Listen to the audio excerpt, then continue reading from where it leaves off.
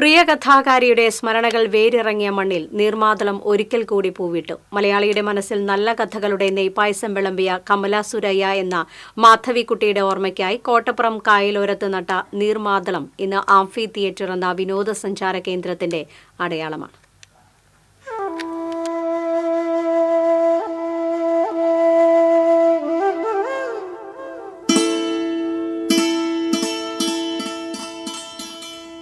പൂത്തുനിൽക്കുന്ന നീർമാതളം കാണാൻ ഒട്ടനവധി പേരാണ് കോട്ടപ്പുറത്തെത്തുന്നത്.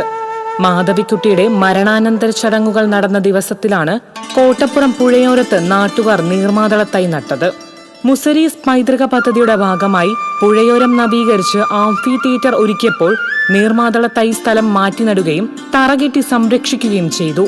ഡിസംബർ മുതൽ ഏപ്രിൽ വരെയുള്ള കാലങ്ങളാണ് നീർമാതളത്തിന്റെ പൂക്കാലം.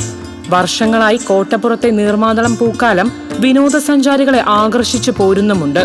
ഈ കോട്ടപ്പുറം കായലോരത്തിന് വളരെ മനോഹാരിതമായി നമ്മുടെ ഈ കായലോരത്ത് വളർന്നു വന്നിരിക്കുന്ന ഈ നീർമാതളം ഒരു കാലത്ത് ഒട്ടനവധി ചെറുപ്പക്കാരെല്ലാവരും കൂടിയും നട്ടുപിടിപ്പിച്ച്, പക്ഷെ ഇത് വളരെ മനോഹരമായി ഇന്ന് പൂത്തുലഞ്ഞു നിൽക്കുകയാണ്. ഇത് കേരളത്തിൽ ലോകത്തെവിടെയും നീർമാതളം എന്ന് പറയുമ്പോൾ മാധവിക്കുട്ടി അമ്മയുടെ ഓർമ്മയാണ് നമ്മുടെ മനസ്സിലേക്ക് വരുന്നത്. അവരുടെ ആ ഓർമ്മ നിലനിൽക്കുന്ന ഈ നീർമാതളം കേരളത്തിൻ്റെ തന്നെ ഒരു പ്രശസ്തമായ ഒരു സ്ഥലമായി മാറിയിരിക്കുന്ന ഈ കോട്ടപ്പുറം കായലോരത്ത് പൂത്തുലഞ്ഞു നിൽക്കുകയാണ്. ഒട്ടനവധി പേര് ഇത് അറിഞ്ഞ് ഇത് കാണുവാൻ വരുന്നുണ്ട്. ഇടനാട്ടിലെയും മലനാട്ടിലെയും പുഴയോരങ്ങളിൽ സ്വാഭാവികമായി വളർന്നു വരുന്ന വൃക്ഷമാണ് നീർമാതളം.